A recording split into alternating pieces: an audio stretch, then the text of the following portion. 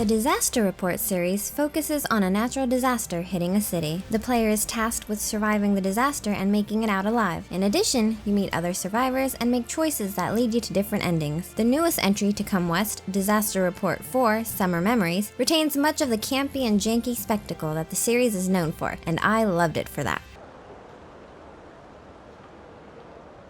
あんた、大丈夫か？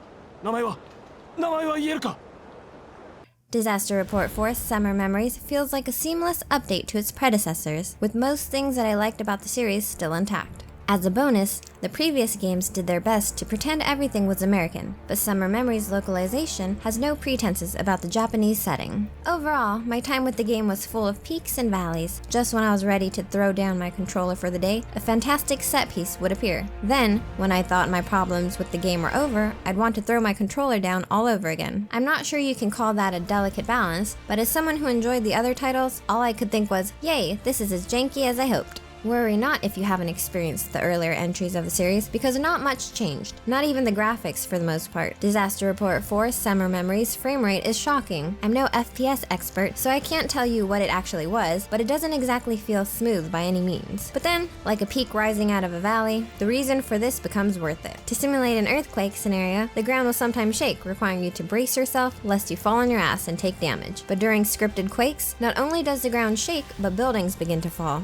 The frame rate is lower because the game is poised to throw buildings down to street level at any time. The spectacle of looking in the right place and seeing a freeway overpass topple is honestly incredible. The only downside to this, aside from the frame rate, is that if you're in the wrong place at the wrong time, you'll be crushed by falling debris. However, rather than reloading a save, you'll be taken to just before your death. It makes quakes feel dangerous without making them unfair. Still, there's one part of the gameplay I can't easily justify. Disaster Report 4 Summer Memories gives almost zero indication where you should go next. A woman calling out for help is useful, but not when the entire game is dubbed in Japanese, and ambient noises aren't subtitled. This was the most frequent valley in my metaphor. Sometimes, side quests would need to be finished to set a trigger for the next event, and the woman mentioned earlier only becomes accessible after doing an unrelated scenario in a convenience store. Approaching an important NPC will trigger a short load time before a cutscene. It can be as simple as deciding how your character reacts, or as complicated as getting some keys or plot details. Some side character interactions range from tame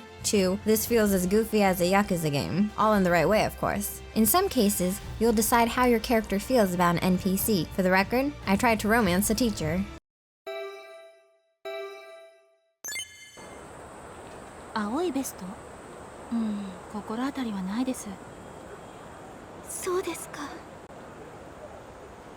Despite the peaks and valleys I felt while playing, the peaks outweighed the low points. As difficult as it is to get around, once you find the thread, the scenarios you're pulled through are genuinely engaging. I also enjoyed a large number of NPCs, speaking roles or not. Unlike the first game's barren streets, it really adds to the feeling that you're all struggling together. Disaster Report 4 Summer Memories features many over-the-top dramatized survival scenarios that are incredibly enjoyable. The resource management and systems kept me playing regardless of the low frame rate and aged graphics. Each scene is cleverly written and features some memorable characters who make surviving through these natural disasters so very worth it in the end. Noisy Pixel is giving Disaster Report 4 Summer Memories a 7.5 out of 10. Thanks for watching. Please read the full review at noisypixel.net. Noisy Pixel is run by a group of gamers who provide you with news, reviews, previews, and more. Please subscribe to keep up with all our future content.